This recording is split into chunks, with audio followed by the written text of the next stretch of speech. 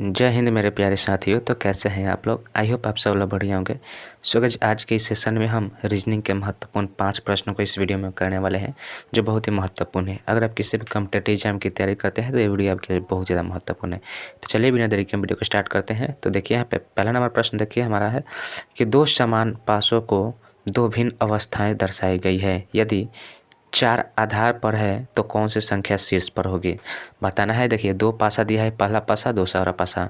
बताना है इसमें 4 अगर शीर्ष 4 जो है अगर आधार नीचे की तरफ है तो इसके इधर शीर्ष स्थान पे कौन सा जो है अंक आएगा।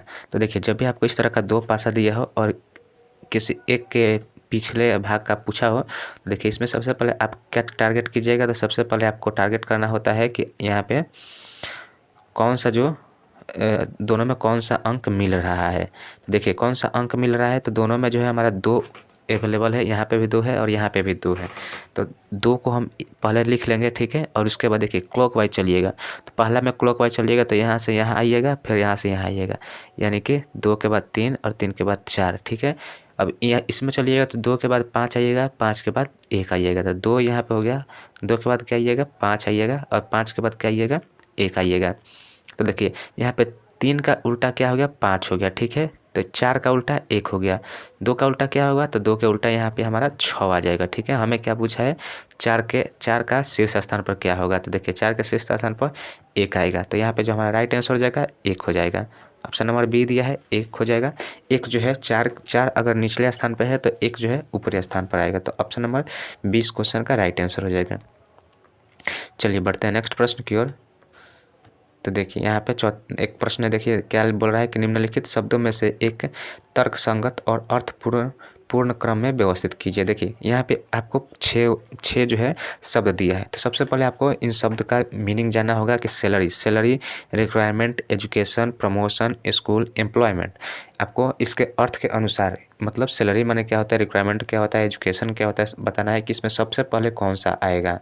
तो देखिए सबसे पहले आप किस चीज़ के क्या करते हैं, तो सबसे पहले आप स्कूल जाते हैं, ठीक है। तो स्कूल जाते हैं तो सबसे पहले आपका स्कूल आएगा। स्कूल जाने के बाद आप क्या करते हैं, तो स्कूल जाने के बाद आप एजुकेशन लेते हैं। तो एजुकेशन हमारा 3 नंबर पे है, तो दूसरा नंबर पे 3 आएगा। अब देखिए एजुकेशन के बाद क्या होता है, तो एजुकेशन के बाद हमारा रिक्वायरमेंट आता है। तो रिक्वायरमेंट हो जाएगा, ठीक है। और रिक्वायरमेंट आने के बाद क्या होता है, तो एम्प्लॉयमेंट बनते हैं। रिक्वायरमेंट आएगा, जब रिक्वायरमेंट आएगा तो आप उसमें क्या सेलेक्ट होइएगा, तो क्या एम्प्लॉयमेंट का आइएगा। तो उसके बाद क्या आएगा एम्प्लॉयमेंट आएगा। और एम्प्लॉयमेंट आने के बाद क्या होगा, तो आपका सैलरी बनेगा। आप काम कीजिएगा तो आपका क्या होगा सैलरी बनेगा। तो सैलरी उसके बाद आएगा। अब देखिए सैलरी बनने के बाद क्या होगा, सैलरी आप कुछ दिन काम कीजिएगा तो सैलरी आएगा। सैलरी आने के बाद कुछ दिनों के बाद क्या होगा, आपका प्रमोशन हो जाता है। तो प्रमोशन 4 हो जाएगा। तो इस तरह से आपका जो हमारा जो है सीरीज इस तरह से बढ़ते क्रम में अर्थ के अनुसार जो है यही क्रम होगा, 5, 3, 2, 6, 1 और 4। तो यही हमारा राइट आंसर हो जाएगा।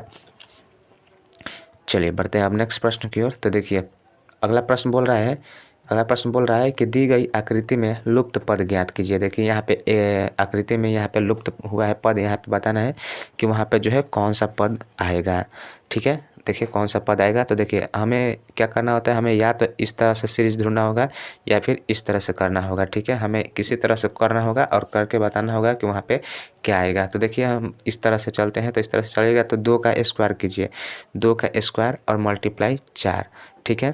तो 2 का स्क्वायर कितना होता है 4 होता है, मल्टीप्लाई 4 कीजिएगा तो हमारा 16 आएगा। और 16 यही हमारा बीच वाली संख्या दिया गया है, ठीक है। अब देखिए यहाँ पे 3 का स्क्वायर कीजिए कि उसी तरह से हो रहा है कि नहीं। तो 3 का स्क्वायर मल्टीप्लाई 6, ठीक है। तो 3 का मल्टीप्लाई कितना हो जाएगा 9, और मल्टीप्लाई 6 कीजिएगा तो 9 6 54 आएगा। 54 देखिए यहाँ पे बीच में दिया है तो यही 54, ठीक है। अब इसी तरह हम अगला स्टेप पे जाएंगे तो यहाँ पे क्या होगा 3 का स्क्वायर होगा मल्टीप्लाई 5 होगा, ठीक है। तो 3 का स्क्वायर 9 और मल्टीप्लाई 5 कीजिएगा तो 9 5 45 आएगा। तो यहाँ पे प्रश्नवाचक चिन्ह पे क्या आएगा, तो वहाँ पे 45 हमारा संख्या आ जाएगा। तो 45 देखिए हमारा किस नंबर ऑप्शन में दिया है, तो 45 जो हमारा ऑप्शन नंबर बी में दिया है, राइट आंसर हो जाएगा हमारा 45, ठीक है। उम्मीद करते हैं आपको समझ में आया होगा। क्वेश्चन अगर आपको समझ में नहीं आया होगा तो वीडियो को पुनः जो है पीछे ले जाइए और उसको पुनः देखिए, ठीक है। चलिए बढ़ते हैं नेक्स्ट प्रश्न की ओर। तो देखिए यहाँ पे एक अगला प्रश्न है कि निम्नलिखित 4 शब्दों में से 3 शब्द एक निश्चित रूप से एक समान है, एक भिन्न है, भिन्न ज्ञात करना है। देखिए यहाँ पे जो 4 ऑप्शन दिया है तो बताना है इसमें जो है 3 जो है किसी न किसी तरह से एक समान है और एक जो है अलग अलग है, तो आपको उसी अलग जो भिन्न शब्द है उसको आप लोग ढूंढना था। देखिए क्या क्या दिया है, तो आइरिस दिया है, पुपिल दिया है, स्टेपिस दिया है और कॉर्निया दिया है। तो देखिए इसमें से जो आइरिस क्या है, तो यह हमारा आँख से संबंधित है। ये पुपिल जो है यह भी हमारा आँख से संबंधित है, और कॉर्निया यह भी हमारा आँख से संबंधित है। यह तीनों जो है यह हमारे आँख का भाग है। लेकिन जो यह स्टेपिस है, स्टेपिस हमारा किस चीज़ का भाग है, तो स्टेपिस जो हमारा कान का भाग है। कान में जो है हमारा स्टेपिस पाया जाता है, ठीक है। तो स्टेपिस हमारा अलग इन चारों में से अलग है, भिन्न है। तो स्टेपिस हमारा इस क्वेश्चन का राइट आंसर हो जाएगा। हमें अलग शब्द का पहचान करना था, तो स्टेपिस राइट आंसर हो जाएगा। चलिए देखिए आगे बढ़ते हैं। तो देखिए अगला प्रश्न क्या है, तो अगला प्रश्न बोल रहा है कि निम्नलिखित 4 युग्म में से 3 शब्द एक निश्चित रूप से एक समान है, एक भिन्न शब्द भिन्न ज्ञात करना है, ठीक है। देखिए पिछले क्वेश्चन की तरह ही इस सवाल में भी खोजना है। तो देखिए यहाँ पे क्या दिया है, तो देखिए यहाँ पे देश दिया है और उनका जो है वहाँ जो करेंसी चलता है उसका नाम लिखा गया है। तो देखिए मलेशिया जो देश है वहाँ की जो करेंसी है उसका नाम क्या है, तो रिंगिट है, ठीक है। अब देखिए यहाँ पे रूबल, रूस का जो करेंसी है क्या है, रूबल है। जापान का करेंसी क्या है, एन है।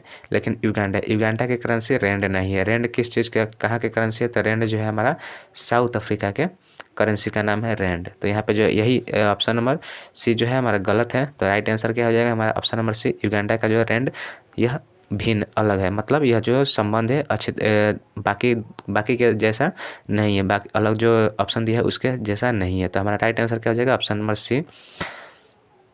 चलिए तो गाइस आज के लिए बस इतना ही। उम्मीद करते हैं वीडियो आपको अच्छी लगी हो। वीडियो अगर आपको अच्छी लगे तो हमारे इस वीडियो को एक लाइक जरूर कीजिएगा, और यदि आप हमारे चैनल पर पहली बार आए हैं तो चैनल को सब्सक्राइब जरूर कीजिएगा। चलिए मिलते हैं नेक्स्ट वीडियो में, तब तक के लिए जय हिंद जय भारत।